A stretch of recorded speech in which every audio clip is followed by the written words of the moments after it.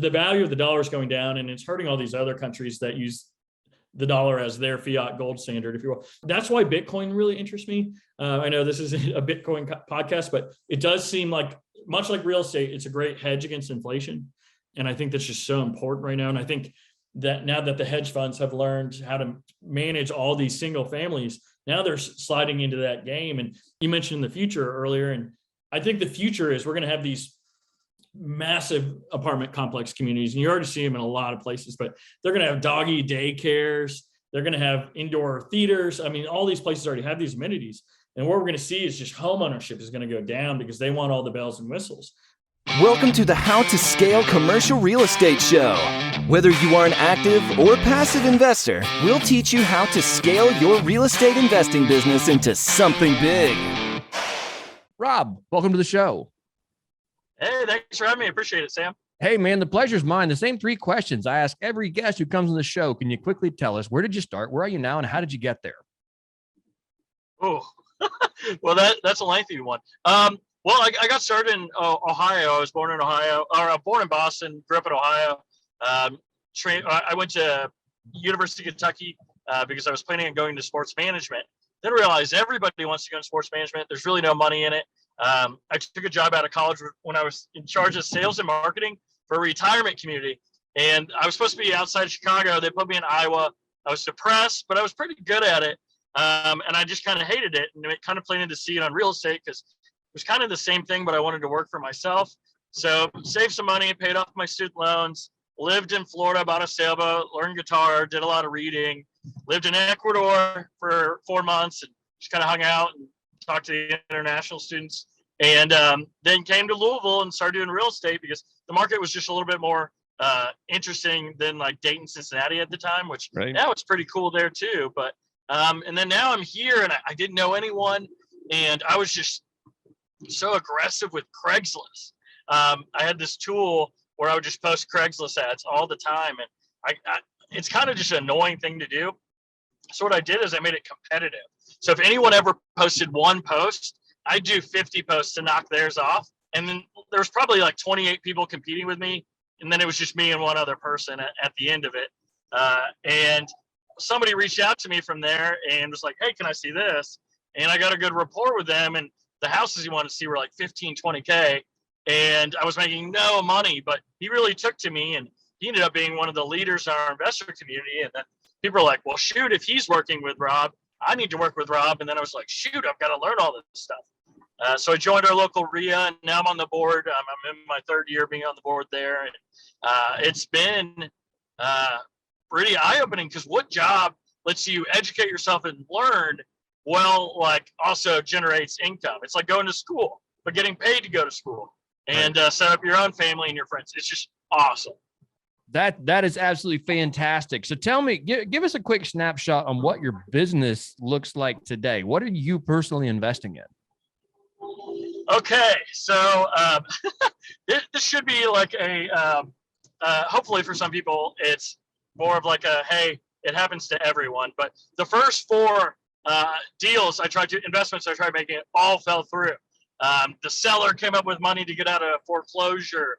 The wholesaler, didn't lock up the contract correctly. The house burnt down, terrible inspection, whatever, you name it. It kind of happened to me. So fortunately, we just got our first Airbnb up and running. And we bought it in October, owner occupying it, my girlfriend, which is now fiance as of a couple of weeks ago, which is great. We bought it for $275. We got my commission, closing costs, and we got $7,000, check for $7,000 for repairs. And this house had some hidden value, and I know it's important to add value here. So some things I look for in Airbnbs and long-term rentals is if you have those non-conforming rooms where you can put 2 bedrooms upstairs. So you're buying a 2-1, but really you can rent it as a 4-1. So there's a lot of value there. But hers had a no egress in her basement for one of the bedrooms. So we're Airbnb-ing it as a 5-bedroom because there's no rules for having an egress window for Airbnb. So it was a value add, and we've only had it up for 2 weeks. We already have 20,000 in bookings, which is really great. So we're thinking we'll do about 100,000 on that first Airbnb, and I'm closing on another one later this week. And I read the news, and I think that what sets me apart as a realtor is I read the news all the time, but I know what's going on everywhere. But I was on Zillow, and we bought this lake house for $149,900. It was listed. 2 minutes later, I'd reached out to see if there's any Airbnb restrictions. Full price offer. 15 minutes later, accepted. Now they have multiple backup offers. And unfortunately, this is the area that was hit by tornadoes in Western Kentucky. Oh, wow. And ours was fine. So we had the appraisal yesterday, should close later this week, but it was already generating $40,000 a year on Airbnb. And we're going to kind of turn the garage into a living space with like a mini split unit, ping pong and all that stuff, fairy lights, add a hot tub, more comfortable beds. We think we'll generate about $80,000 on something we're all in at two. But to loop back, it's kind of weird. I've been doing it a little over 8 years now, and I didn't own anything. And part of that is I just don't like competing with my clients. Right. And so that's where I started the Louisville Network. So I don't know. You guys might hear the dog real quick. Some of you guys might be familiar with this movie called The Warriors, and it came out in 1979. And the premise of it is to unite all the gangs against the police force that was, brutality and all that stuff. So essentially, I united all the wholesalers and signed an NDA with all of them, and they all gave me their buyers list. And so I combined it with my buyers list and created this pretty OP buyers list. So now the wholesalers send out their assignable contracts on my website. And if I bring a buyer, I charge $2,000, which makes me the cheapest JV out there. Sure. So I'm bringing in about $4,000 to $16,000 a month off that website, where I'm enhancing people's lives. And think about this, all these realtors are like, don't forget to wind your clock, or happy holidays, whatever. Well, no one's getting any spam emails from me. All they're getting is their potential next best off-market deal. And David Green, do you guys know David Green, the host of Bigger Pockets? Well, guys, shoot your shot. I've talked about this before, but David Green, he didn't talk about Louisville on Bigger Pockets, but people heard Louisville. And I had like 7 people reach out to me one week, and I was like, finally, how did you hear about me? Like, oh, we're listening to Bigger Pockets. And it felt like he was talking about Louisville. And so I reached out to David and said, hey, man, you generated a bunch of business for me, and we should start working together. So I brought property management, title, traditional lenders, and $16 million in off-market deals. Went out to California and hosted a happy hour with David. So now he's one of my clients and sends me like clients to work with. And so that's been a huge generation for me. And then my buyers list, you got to think, is so different than all the local ones because I have all that out-of-state money. Right. So it was a win-win. And all I do is run comps, attach it to my email, and then send it out. That's it. And then I get a check in the mail. So, and I didn't compete against my clients. I enriched their life. So I don't know. I'm a little different beast, if you will. Business model is a very strategic shift from traditional wholesaling. How did you cook that up? I just kind of figured I'm running comps for all these people, and I work with all these investors, and I'm just like, oh, I have a buyer for this. Oh, I have a buyer for this. Why not streamline it and let their buyers list work together? And I don't know. I mean, the more sets of eyes you have on any deal, it's going to be better. And now we have the hedge funds here, which we're selling a lot to. It's tougher for the local people. So the cool thing is you have all these people that are like, people are learning to like source their own deals a little bit. So they're mining maybe 30 different houses in Louisville. Well, maybe they already have two or three projects, or one's just way too big for them. Now they have the infrastructure to unload these. So I get a lot of random one-offs from these mom and pops. And so it just makes monitoring my list kind of important. How do you know if someone comes through your website and ends up buying? Well, the cool thing is, so they have to reach out to me for the open house information or the lockbox combo. So I have a list of everyone that reaches out to me. So, that way, hey, here's this email where they reach out to me, like, make sure I get paid on this one. But usually like the deals go through me as well. And I just kind of copy and paste the same kind of phrase. I mentioned that I'm a licensed realtor. That's really important to disclose because transparency is just really important. Right. But so it's been really great. And I don't know. It's been kind of neat being able to provide a different utility to my clients. Yeah. Yeah. And you get to work with everybody in the city for a price that, again, like you said, a JV, $2,000 on a wholesale deal, unless this deal's really skinny, Yeah. that's not usually what I've seen in that side of the business is a 50-50 split. Oh, So and if I live so very well below my means. I lived in a house hack, so I bought my house for 130 and renovated it while I was living here. Not me, I'm not handying at all, but and now I have a HELOC on my house for about 100K. But most of my peers are all living in like $500,000 houses, and I live pretty cheap and comfortable. I do have a Tesla, and it was a write-off, the Model X or whatever, but generally, like, I just live frugal. I buy my clothes, most of them secondhand or right. on sale. I don't know. I think one of the investor problems is like finding that balance, being frugal and like, building a future, and then, enjoying, because we're not guaranteed tomorrow ever either. So the way I partitioned it in my life is I've got that 100K HELOC. So I'm using that and recasting that money on Airbnbs, Burrs, whatever. But then my traditional income, that's where I'm screwing around with like day trading and like crypto. And then I'm getting really into crypto. I started a group called Louisville Coinage. And essentially what I found out, I hosted an Airbnb mastermind at our Airbnb just to get everyone's input and insight. Found out everyone had like 15, 20K in crypto. And only one of us knew what we were talking about. And I was not that person. So now we were like, all right, well, we all want to learn together. And it's just kind of cool because everyone in this community and that community, everyone's learning and trying to better themselves. I mean, when you're surrounding yourself with that kind of crew, it's really something. I mean, I'm not focused on like the minutiae. It's more, how cool is the future going to be instead of being afraid of the future. Sure. One of the things that we had talked about off air was how you've grown your business by adding value. What does that mean? I don't know. I think a lot of people like when I was a realtor, I made like 30, 35 and 40,000 my first 3 years. And I was trying to do what everyone else was doing. I was door knocking or having people pass out flyers or the Craigslist thing or open houses. And that wasn't me. That wasn't a way like for me to connect to people the way I like to connect. Right. I like to give people something and not ask for anything in return. I like to say, hey, I wouldn't say, if you can hold this, I would hold it because it's going to keep on going up in value. Like I try to keep it.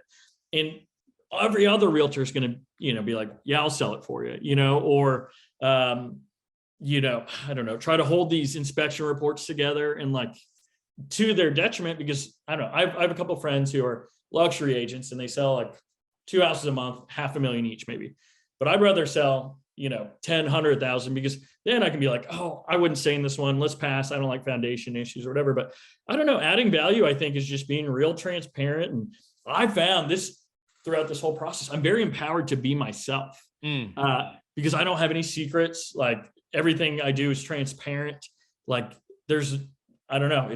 I'm very comfortable in my own skin. And if you ever find me on Facebook, I put out the craziest ideas like all the time. And it's just, I'm empowered because maybe 1 or 2, 3 people in my life said, oh, Rob, you've got a lot of good ideas. And now I'm like, oh yeah, of course. Because we all remember like that negative thing that one person said to us. Sure. But I've tended to focus on the positive ones.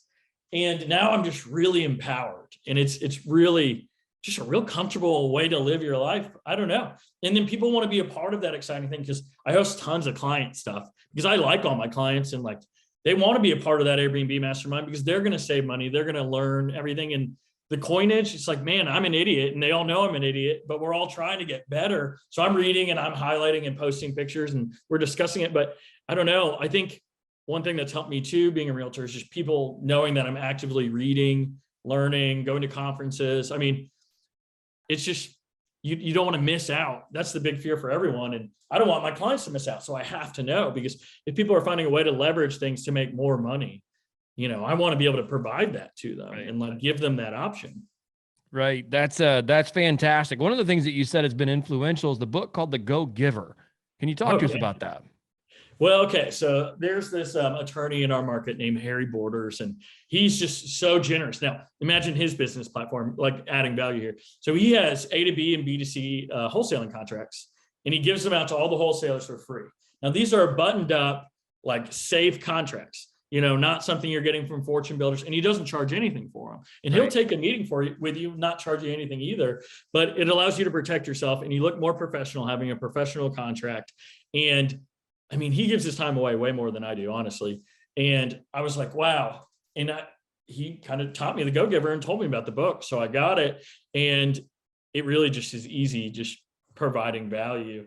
And so that was a big catalyst for me. And then I started partnering with all these other Go-Givers, and we're all like, we have all the synergy for recommending each other. And it's just, I feel safe recommending them relative. And there's a lot of bad people out there that are taking advantage of other people. And it's nice being able to refer and know that they're going to be taken care of, because there's no perfect GC, no perfect property manager, probably not a perfect realtor, even if I must admit it. But like, these are your risk on these is just so much less using the people I recommend. And anyone can use whoever, and I don't get kickbacks from them. So if I hear about someone doing better, I swap them out of my list. So it's all about adding value, because I'd rather have one deal go really, really great so I can get the next 6 deals. And that's the difference between a traditional realtor too. Sell a house every 7 years. I'd rather sell 7 to one person, every year. Right. Man, that is fantastic. Rob, I love kind of what your thinking is and how you have grown your business by, getting the giver's gain. I think that's really, it's empowering. I love that. What do you think the future holds for you on the real estate investing side? Oh, I don't know. I mean, as someone who I truly believe money floats to me, because there's the way I am and the way I give. And so I don't know, what's the number that's going to be enough, right? Do you need a private jet? Do you need this or that? And I think I don't know. I think we want 6 outright Airbnbs that we own without any kind of partners or anything. And, we need honestly, I need the buy and holds just to offset my tax liability, because I'm just getting killed by Uncle Sam. Right. But I don't know. I think 30K passive income a month is just kind of what I want. And I don't think real estate's always the right answer for everyone either. I have a barber named Todd, and he gives in a fantastic haircut. I mean, I'm probably due in a week or two, but he turns those Mercedes vans and just does them for his family. I'm like, why don't you just hold 3 of them and start renting them out? I mean, we're in between Nashville and Indianapolis and Cincinnati. I mean, there's a lot of cool, the Red River Gorge is right here, Lexington. And I was like, you could probably make a ton of money doing that. And I think that would be his superpower. When I was single and I would drive to go visit friends in Indianapolis or something, listening to podcasts or whatever, reading, that was my superpower. And I maybe lost that a little bit now that I have my fiance, but you get gains other ways, but take advantage of your situation. I don't know. But no, I don't know. I think eventually upgrade the house if we have children, something like that. But I don't know. I think the Bitcoin and I'm not political by nature at all. I'm a moderate, if you will, but the amount they're printing money, and they can either tax us more, which everyone's so against, or they can print money, and which is the easier solution, because they don't have to ask permission essentially. Right. And so the value of the dollar is going down, and it's hurting all these other countries that use the dollar as their fiat gold standard, if you will. So that's why Bitcoin really interests me. I know this is a Bitcoin podcast, but it does seem much like real estate, it's a great hedge against inflation. And I think that's just so important right now. And I think that now that the hedge funds have learned how to manage all these single families, now they're sliding into that game. And you mentioned the future earlier. And I think the future is we're going to have these massive apartment complex communities. And you already see them in a lot of places, but they're going to have doggy daycares. They're going to have indoor theaters. I mean, all these places already have these amenities. And what we're going to see is just home ownership is going to go down, because they want all the bells and whistles. But then you're not going to have that wealth being transferred on in your family. And I think it's going to be the rich, the divide in the middle class it's going to become even worse and worse. But that's why it's just so important to empower yourself by listening to a podcast like this and reading and surrounding yourself with like-minded people. Right, man. I love that. Rob, thanks for taking the time to jump on today. Let's jump here into the final 4 questions. First one is this: what is one digital tool or resource you find you can't live without? Okay. This one's very easy. This book, or some people use Calendly, but I use You Can Book Me. And so if I don't feel like talking to someone for an afternoon, or no, I'm just going to be tired at the end of the week, I'll block off 2 hours, and then I get the 3 o'clock to 5 o'clock, no one can schedule anything with me. Sure. But I was getting calls left and right, especially when I was advertising on Craigslist. So that has become an important thing. But one, it makes other people value your time more. Wow, if he has to use this kind of system because he's got so much stuff going on, then like I'm gonna make sure I'm there on time, like sure. Much like this. Apologies, but it has been a great tool for me. And then I'm ADD, so I like getting up and being able to prepare myself for the rest of my day mentally, because I'm not always full of energy. I'll be like, sitting in my car before an event, and then like I get in there and I feel great, but like sometimes you just build up that mental void, I guess. But right. Yeah, so Calendly, or you can book me. Love it. Question number 2, if you could help our listeners avoid one mistake in real estate, what would it be and how would you avoid it? Generally speaking, if you're new, don't buy anything with any structural damage, because you're spending 10 or 15,000 to get a property back to homeostasis, and you're not really adding much value to it. So I would stay away from anything like that. But like mold's fine, electric's fine, plumbing's fine. It's just foundation issues. Stay away from that. Foundation issues. I love that. When it comes to investing in the world, what's one thing you're doing right now to make the world a better place?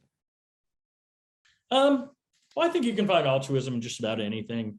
I mean, these wholesalers, they all come from different socioeconomic backgrounds, but much like being a realtor, there's only a high school degree like barrier, and there's no barrier for wholesalers, which is a great opportunity, but there's a lot of room for problems. So I think helping the wholesalers, like running comps, like making them look more professional, because my comps are pretty accurate, within 8,000, I think, on almost everything.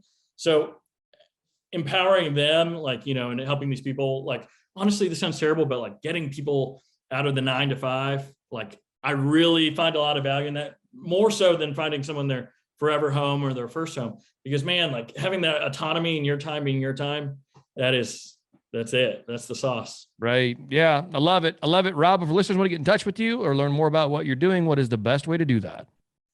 Well, I'm on Twitter a lot, mostly for sports and Bitcoin. It's at Robert Bergeron.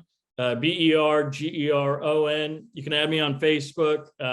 My name's Rob Bergeron, obviously out of Louisville, Kentucky. You'll see me and my fiance with the new ring. Very excited. And then I'm on Bigger Pockets. I think LinkedIn's a cesspool, but you can reach out to me there as well. But yeah, any of those options would be great.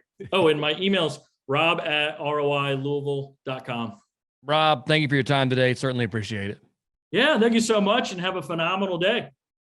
Hey, thanks for listening to the How to Scale Commercial Real Estate podcast. If you can do me a favor and subscribe and leave us a review on Apple Podcasts, Spotify, Google Podcasts, whatever platform it is you use to listen, if you can do that for us, that would be a fantastic help to the show. It helps us both attract new listeners as well as rank higher on those directories. So appreciate you listening. Thanks so much, and hope to catch you on the next episode.